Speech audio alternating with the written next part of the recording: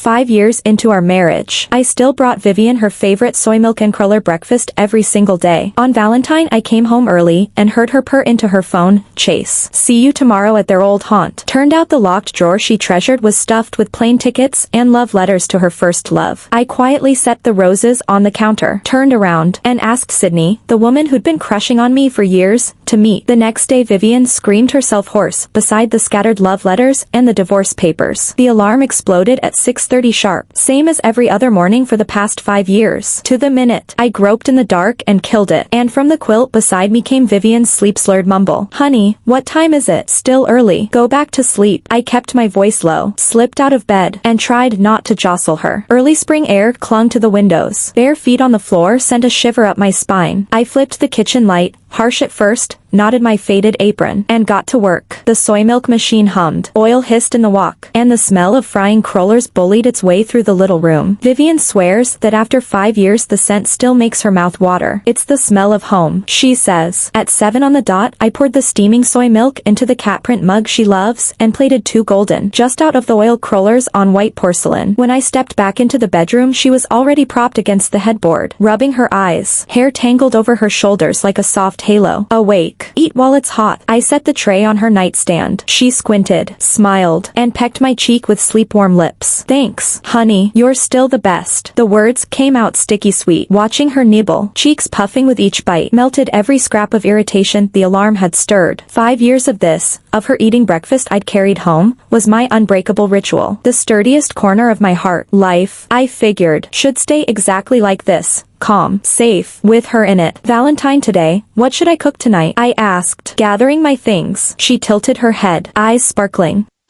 Your sweet and sour ribs. And that strawberry mousse from the new bakery. It looked sinful. Done. I'll swing by after work. I grabbed my briefcase, bent to kiss her forehead. "See you. Drive safe." She lifted her face, sweet as spun sugar. The door clicked shut behind me. The hallway was silent except for my own footsteps. Outside, the cold wind slapped me awake. I automatically patted my coat pocket, 2 movie tickets for the new romance, and in the other pocket a velvet box holding a slim platinum moon necklace. She likes things simple, she always says. Valentine needs a little theater. I pictured her gasp when she opened the box and couldn't keep the grin off my face. Life may be quiet, but the sugar still has to be served. A little after 3, Manager Zhang's moon face rose above my cubicle wall, beaming like a laughing Buddha. "Zane, you slammed that project report in before lunch. Nice hustle." He rubbed his palms, voice booming. "Valentine's slow. No fires to put out. Scram. Kid. Buy roses. Book a table. Don't keep Vivian waiting." The bullpen erupted in whistles and good-natured groans. "Zane, you're killing us singles.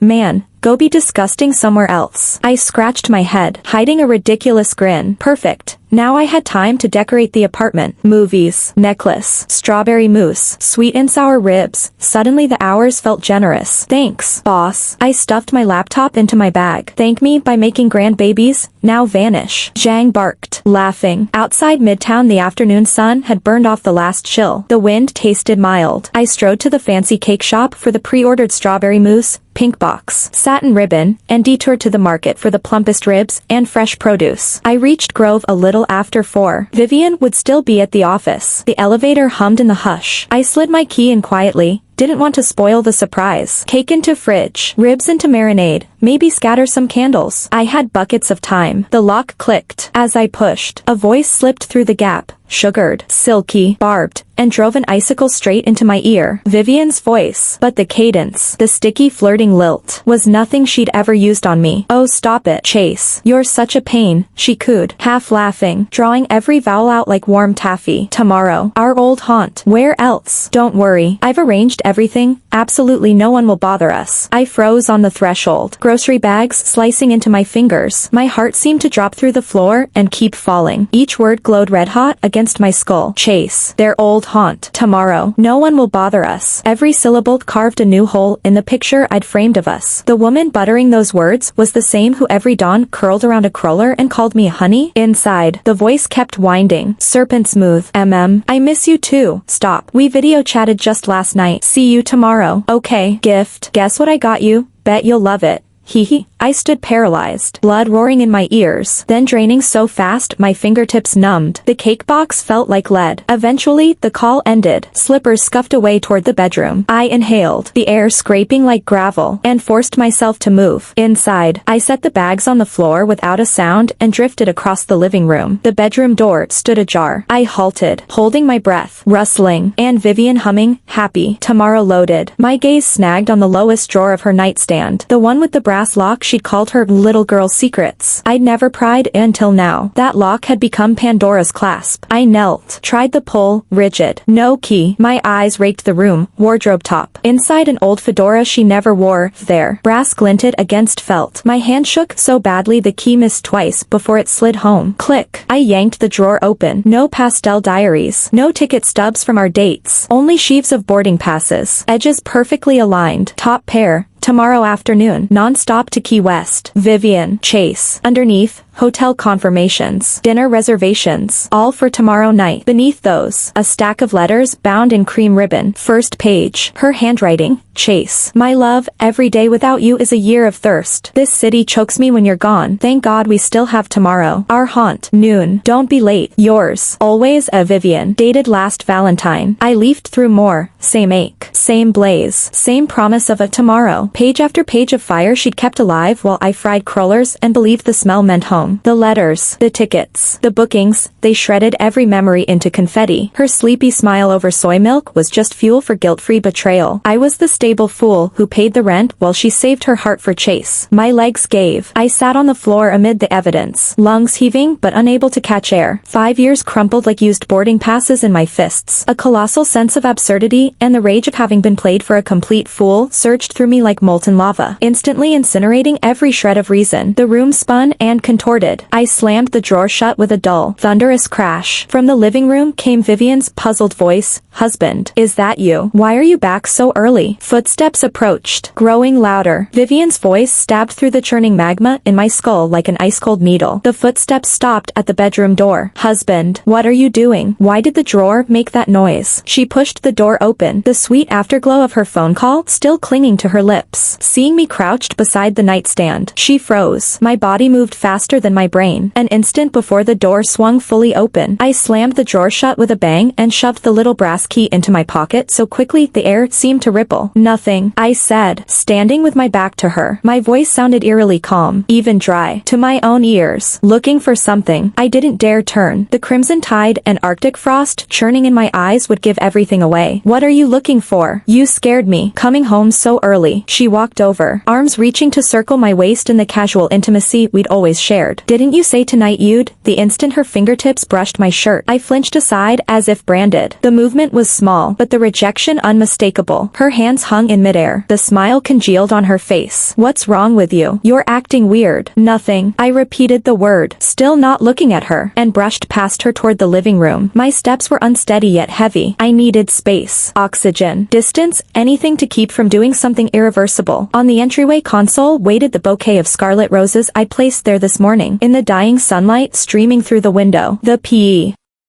towels looked blood red, stabbing my eyes. Beside them sat the velvet box holding the platinum moon necklace I'd chosen with such care, and the 2 movie tickets for the romantic film we were supposed to see tonight. What a sick joke of a Valentine gift. I strode over, snatched the roses without hesitation, the delicate petals crushed under my grip, sticky juice coating my fingers, cold and viscous. At the trash can I rammed the entire bouquet inside as though disposing of something repulsive. The vivid red vanished into darkness. Next came the velvet box. I didn't even open it again, flung on top of the ruined flowers. Finally the movie tickets. torn into confetti. They fluttered down like snow. When it was done, I stood panting, chest heaving as if I'd finished a marathon. My trembling fingertips weren't grief-stricken. They vibrated with a glacial, annihilating fury. Vivian had followed, watching the entire performance, confusion crystallizing into shock and a flicker of unmistakable panic. "Zane, have you lost your mind?" she cried, voice shrill with disbelief. "Those were your flowers. And what was that? What did you just throw away?" away. It's Valentine. What the hell is wrong with you? I turned slowly, meeting her gaze at last. The sunset outlined her still lovely face. The eyes I thought brimmed with love now held only bewilderment and offended indignation. How innocent. Lost my mind? I tugged the corner of my mouth, but the muscles wouldn't bend. Maybe my voice, though soft, was a blade dipped in ice. I saw a few things. Suddenly, it all felt pointless. Saw what? Say it straight. She stepped closer, tone sharpening into accusation. Say it straight. Straight like the plane tickets to their old haunt tucked in your drawer. Like the tear-saturated love letters addressed to Chase. Like the romantic getaway for two you've booked to Sonia tomorrow afternoon. And then what? Listen to your pale excuses. Watch your tear-stained performance. No, too easy on you. A vast, frozen exhaustion swept through me, dousing every impulse to scream or confront. 5 entire years of wholehearted devotion, and I'd been played like a fool. Every shred of love, every dream of the future, crushed to dust beneath those cold artifacts. Demand explanations. Scream. Tear the mask off. That would only make me look more pathetic, an impotent clown discarded and raging. Not worth it. I stared at her until the last ember in my eyes died, leaving only a bottomless frozen pit. There's nothing to say. I looked away from the face that now felt unbearably fake. I had to leave, now. Another second in this apartment and I'd suffocate. I grabbed my car keys from the console and headed out. Zane, where are you going? Panic threaded her voice as she called after me. Stop. Explain. The only answer was the steel door slamming shut with a dull, final bang. The engine snarled and the car shot out of Grove. Outside, the scenery blurred into streaks of flowing color. I gripped the wheel until my knuckles bleached and veins bulged. The icy wrath and towering absurdity in my chest twisted together, threatening to rip me apart. Where to? No idea. Just away, away from that apartment of lies. Away from the woman named Vivian. My phone vibrated on the passenger seat. Viv flashed on the screen. The name that used to warm me now scalded like a branding iron. I glanced, muted it, and let it buzz itself hoarse. Only the engine's roar and my ragged breathing remained. Fragments of her syrupy phone voice. The lurid tickets and letters. Her outraged innocent mask. Shrapnel ricocheting inside my skull. 5 years. A thorough, first-class idiot. A domestic provider she kept so she could relive her old romance unbothered. A strangled, metallic laugh tore from my throat. Fury pushed past its own limit and crystallized into something destructive and cold. Divorce. Inevitable. But slink away in silence while she flies to Sonia tomorrow with my money and her Chase. No way. Why should she bathe in my devotion while trampling my dignity? Why should she plan her rendezvous at their old haunt without a care while I wander the streets like a stray? An idea, venomous and self-immolating, sprouted from the darkest corner of my mind and coiled around what remained of my reason. Revenge. I would make her taste the blade of betrayal, plunged by the one she trusted most. I would wait until she brimmed with confidence and anticipation, then shred her beautiful lie and her phony mask in one stroke. The screen lit again, this time not Vivian. The name pulsing was Sydney. Sydney. Vivian's best friend. The woman who always sat so quietly, whose eyes carried unspoken volumes. Vivian had teased more than once, "Han, do you think Sydney has a thing for you? The way she looks at you, wow." I'd laughed it off as girlish gossip. Now that name flared like a ghost light in the dark. I stamped the brake. Tires screeched and the car stopped on the empty roadside. My heart pounded, not with anger, but with the shape of a reckless plan snapping into focus. I lifted the phone, trembling with a desperate resolve, drew a steadying breath, and answered. "Hello, Zane." Sydney's gentle voice floated through, cautious yet hopeful.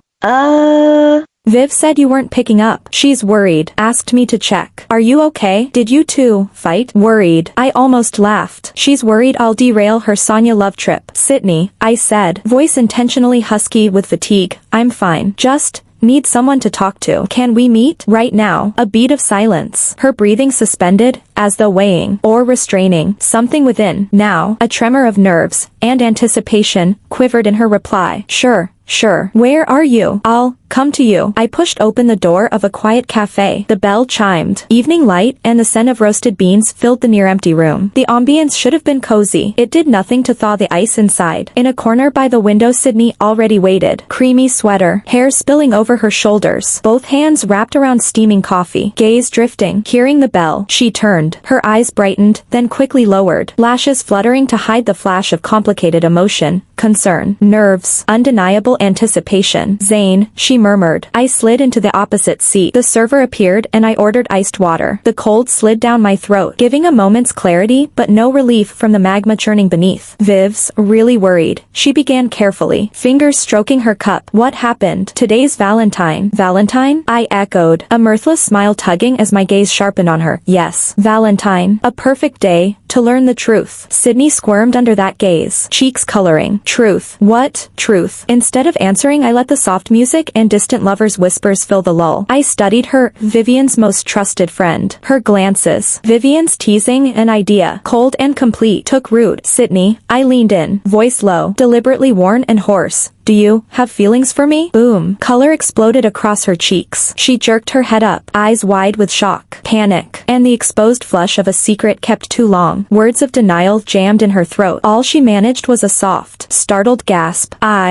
She stammered, knuckles bleaching as she strangled her coffee cup. Her reaction was the only answer I needed. Don't bother denying it. I cut her off, my voice eerily calm, almost tender in its cruelty. I've known for a long time. I paused, gaze sinking into hers like a frozen lake. Then tell me, Vivian, who does she really love? The flush drained from Sydney's cheeks, replaced by a sickly, twitching pallor. She stared, lips quivering without sound, as if she could already taste the oncoming collision. Not the husband who brings her soy milk and cruller breakfast every morning. I laughed at myself, the grin uglier than tears. It's Chase, her first love, her white moon. They never stopped. What? Sydney gasped, coffee sloshing as her hand jerked. Disbelief scrawled across her face. That's impossible. Vivian, she always played the perfect wife in front of me. I finished for her, voice glacier cold, in her locked drawer. Plane tickets to Chase, stacks of love letters. Tomorrow afternoon they're flying to Sonia. Lover's getaway. Every word, poison-dipped ice, cracked between my teeth. Sydney sat frozen, mouth ajar, eyes perfect circles, as if I'd recited a fairy tale backwards. Shock, betrayal, a hint of duped fury flickered across her face. The best friend kept in the dark. So, I said, watching the horror settle, knowing the iron was hot. I leaned back, eyes pinning her in reckless, naked invitation, this Valentine. I don't want to spend alone. Sydney, will you keep me company? The cafe air solidified. Canned jazz receded into white noise. Sydney's face cycled white scarlet white. Breaths shallow. Her gaze thrashed, horrified by Vivian's deceit, torn by conscience, lured by the brittle danger radiating from the man she's quietly wanted for years. Seconds stretched. I waited, trap set, heart thudding like a lead drum. At last she inhaled as though breaky.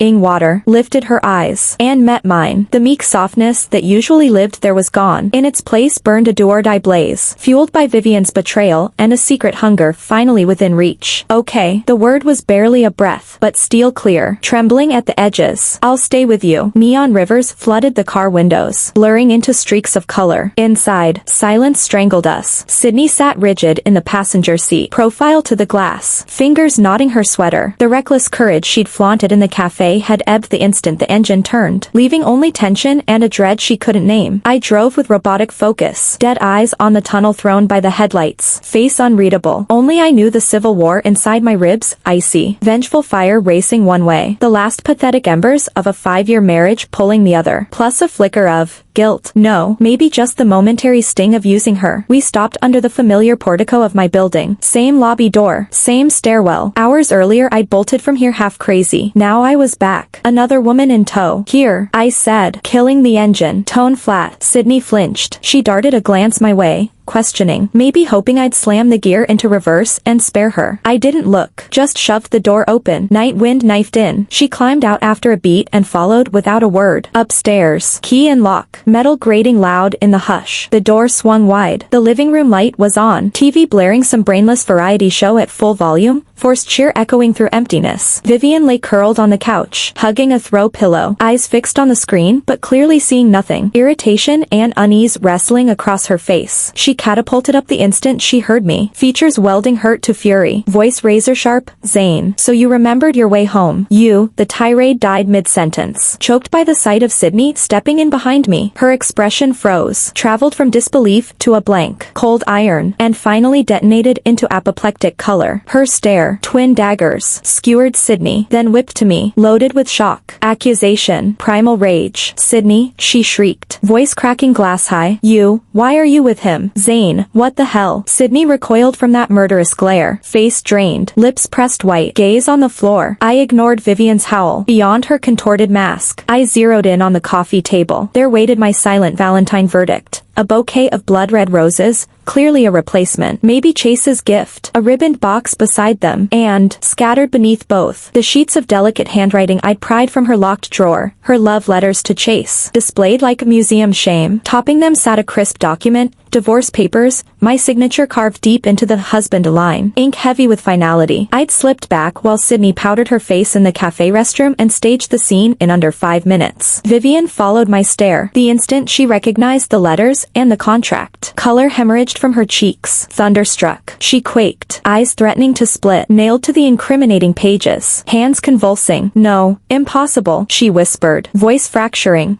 How, you dare. She jerked her head, once loving eyes now rabid scarlet, swung the venom toward me, then toward the trembling Sydney. Zane, you bastard, she screamed, snatching the roses and hurling them at my chest. Petals burst like shrapnel. Crimson juice speckled the floor like blood drops. The shriek ricocheted off the walls. Vivian, spine seemingly removed, lunged at the coffee table. My letters, she bawled, scrabbling for the pages, ripping, crumpling, the papers tear. A razor shriek. Tears and mucus smeared the delicate face once praised as graceful. Now it was pure ruin. Who told you to touch them? Who let you riffle my things? Zane, you filthy thief, you piece of shit. Each syllable gouged through clenched teeth, her gaze stabbing me. Then Sydney, frenzied, she sliced her finger on an edge. Beads of blood budded, stained the sheets bright red. The sight detonated fresh hysteria. She stared at the wound, at the mangled letters, at the stark divorce agreement, then whipped towards Sydney, malice pooling like tar. You, Sydney, was it you? She jabbed a quivering finger, voice splitting rafters. You slut, always wanted him, didn't you? Jealous of me, poisoning us. You told him, didn't you? You backstabbing bitch. You homewrecker, seducing my husband. Sydney shook violently, pale as chalk, shrinking behind me. Vivian, I didn't. Shut up. Vivian shrieked, beyond reach. Save the Innocence Act. Two-faced whore. I called you my best friend, and you and him. Words tangled. She jabbed between us, spit flying. You filthy pair, rot in hell. Her curses and sobs blended with the TV's canned laughter. A grotesque soundtrack. The air stank of broken roses, salt tears, and implosion. I watched, unmoved. This woman I once bankrupted myself to adore now thrashing like a fish on deck, agonized over letters and a doomed Sonya fantasy, and felt zero mercy. An icy, twisted pleasure sprouted on the frozen waste of my heart. Hurts, does it? A pinprick compared to the slow dismemberment your drawer handed me. I never spoke. Stone silent. I let her sewage of accusations splash off me. The quiet wall only incensed her more. Say something. Zane, cat got your damn tongue. She screeched, snatching the ribbon box, Chase's Valentine, no doubt, and smashed it to the boards. The lid ruptured. A glittering platinum moon necklace spilled free. Who the hell do you think you are? She screeched, her voice already shredded raw, cracking with sobs yet dripping with defiance and accusation. Because of these lousy letters. Because you rifled through my locked drawer. Who gave you the right to screw Sydney? Who gave you the right to sign divorce papers? Who gave you the right to ruin my Valentine, ruin my plan? Like a caged animal, in total frenzy, she stormed across the living room, appending the trash can, last night's roses, and the necklace box I'd tossed spilling across the floor. She snatched the throw pillow from the couch, slammed it down, tore at the drapes. Anything within reach became a target for her rage. In seconds the entire apartment was a war zone. Between her outbursts the phone she'd left on the couch lit up, buzzing. The name that flashed was unmistakable. Chase. Vivian froze mid-step, a film still on pause. At the sight of that name, panic flickered through her bloodshot eyes, followed by a frantic, almost demented hope. She lunged, snatching the phone with trembling fingers, desperate to swipe accept. Chase, listen to me.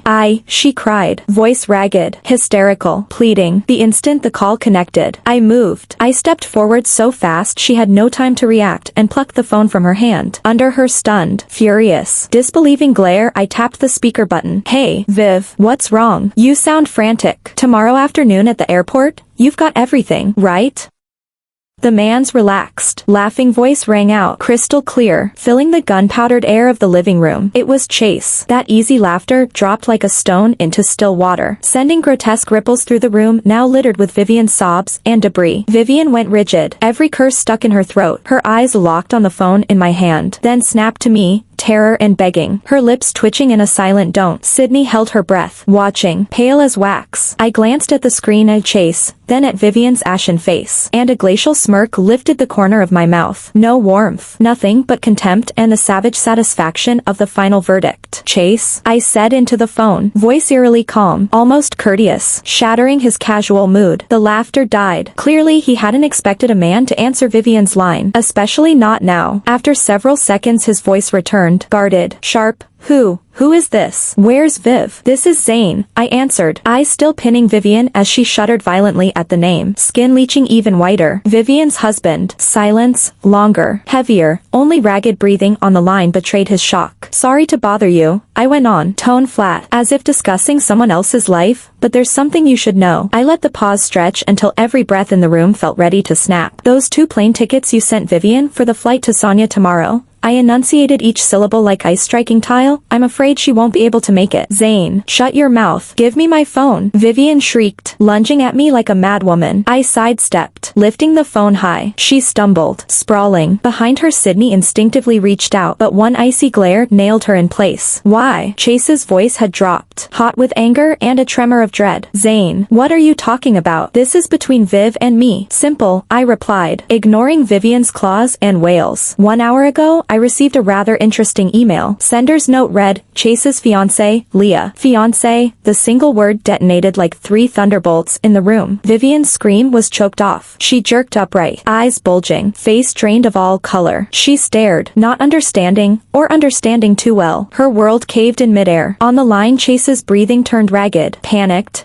What? Fiancé. What email? Zane. Stop the bullshit. Bullshit? I chuckled, the sound chilling in the sudden hush. The email contained a beautiful digital wedding invitation. Groom, Chase. Bride, Aaliyah. Date, the 8th of next month. Ritz-Carlton downtown. Oh, and Leah cordially invited Vivian and me to attend, to thank Vivian for relieving your work stress and keeping you company all these years. Boom. Vivian's knees buckled. She crumpled backward onto the cold floor among the shredded roses. Confetti of love letters. And garbage. Eyes vacant. Face the color of ash. Her lips quivered but no words came. Her universe had imploded. No. Impossible. Liar. Chase. Say something. Tell him it's not real. She rasped toward the phone, voice fracturing. Dead air, then Chase's frantic, cracking howl burst through, guilt and terror warping his tone as Zane. Stay the hell out of this. Viv, listen, it's not what you think. Hello, explain. What was left to explain? I ended the call. His rabid shouting vanished. Total silence. Vivian sat slumped, a lifeless statue, silent tears flooding her face as if trying to wash away the ruin, useless against despair carved bone deep. I bent, retrieved the signed divorce papers from the chaos, brushed non-existent dust from the pages, and turned to Sydney, who stood pale and wordless. Let's go, I said, voice hollow, drained. Nothing left for us here. Sydney looked once more at the broken woman on the floor, then at me. Something unreadable flickered across her eyes, and she simply nodded. I took a final survey of the place we called home, love letters shredded, roses trampled, gifts destroyed. The woman who was once my wife collapsed amid the wreckage, then walked out. Sydney beside me, and never looked back. The security door clanged shut, sealing Vivian's guttural, animal wail inside. The hallway sensor light snapped on, stretching our silent shadows long. The elevator doors stood open, empty. We stepped in. I pressed 1. The metal panels slid shut, carrying us away from the nightmare. In the descending car, Sydney finally exhaled, shoulders easing. She glanced at me, a question, and something like hope, shining faintly in her eyes. I leaned against the cold wall and closed mine. Exhaustion flooded every cell. Images churned, Vivian's collapse, Chase's snarl, the wedding invitation, then dissolved into blankness. The car bumped softly, ground level, doors opened on quiet Grove night, street lamps casting soft halos, air crisp. Zane, Sydney ventured, barely above a whisper. Are you okay? I opened my eyes, but didn't answer right away. Beyond the lobby, the darkness hung heavy. At last I exhaled a long, slow breath that bloomed white and vanished. It's over, I said, voice gravel rough, weighty as lead. 3 words, feather light yet crushing. Over. 5 years of soy milk and cruller mornings. A love I'd believed in. A joke with no punchline. I stepped into the chill night. Sydney followed half a pace behind. The elevator doors sighed shut and hummed upward, carrying every shard of the past away. The wind slapped my face, icy, brutal, and brutally clear.